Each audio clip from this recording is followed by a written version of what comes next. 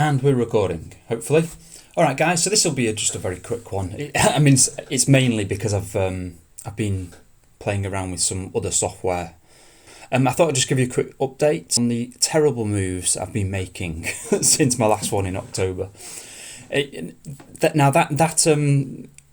video is an example of why that disclaimer at the beginning of the video is so ridiculously true. I think my next video might be a what could have been video, where I will depress myself by seeing how much better off I would have been if I'd gone with like a standard plan for living off your portfolio in retirement. So the first thing I did was absolutely terrible.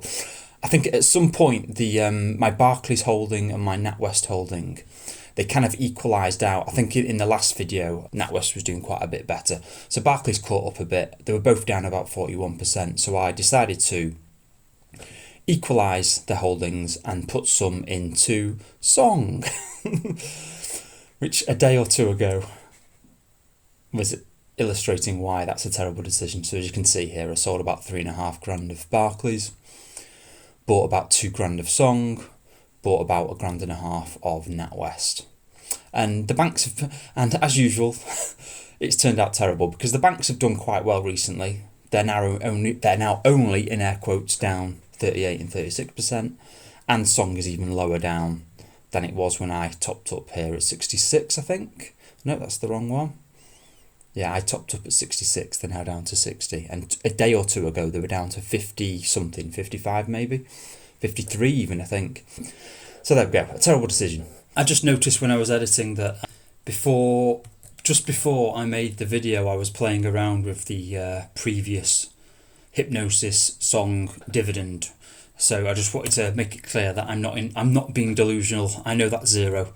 It's just that before the video was being made, I was just playing around with working out how much it used to be paying versus possible replacements. But I'm not going to replace it. I'm just gonna wait it out like I do with everything. 2nd of January, I decided to sell some of my Fundsmith because it was getting a bit overweight. This number here, which shows kind of the delta to my target allocation, got a bit high, so I sold a bit.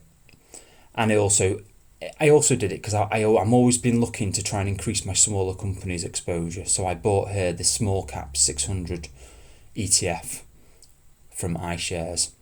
There's the Russell 2000 in America, which is the overall small cap, but the iShares 600 is only profitable companies.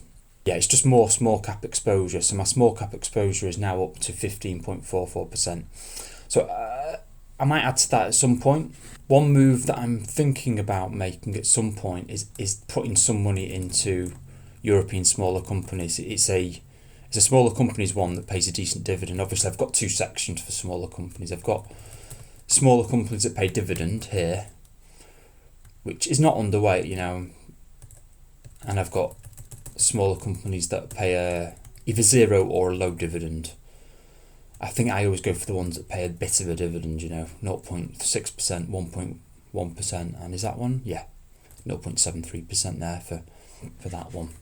So at some point, who knows?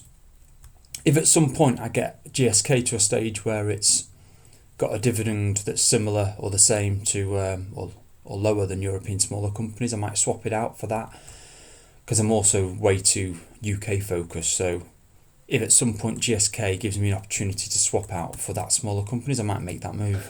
Fundsmith has gone on a bit of a run. We're up 80% now. I think we were only up like 60% when I made that move, something like that anyway. So rather than seeing that as a negative and the move I made being bad, because ISP6 is down 1.78%, but rather than seeing it as a negative, I like to think that by making this move, I created the good uptick in Fundsmith. Because if it's not proving my move wrong, it's not going to happen. That's my twisted logic. Oh, and there's one more thing I forgot to say is I also bought into some short-term money market funds. So in the LISA, which is Hargreaves Lansdowne, I put 282 quid in there.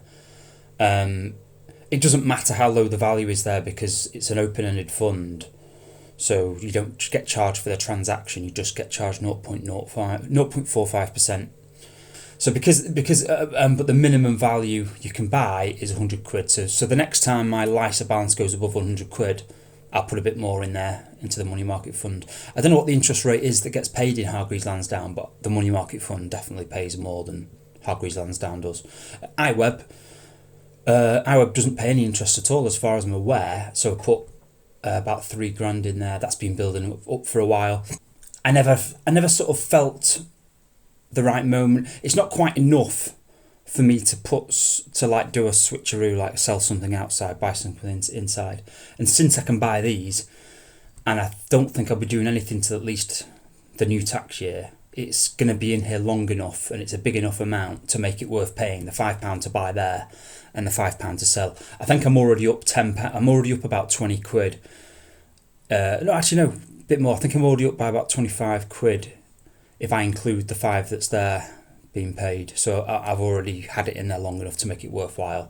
But yeah, it's a bit annoying in iWeb because of the £5 charge. So I've had dividends building up since I bought this on the 22nd of December. But it's not enough to like justify the £10 buying and selling, which I'd have to do before I eventually put it into a proper investment. Anyway, there we go. There's the money market fund thing.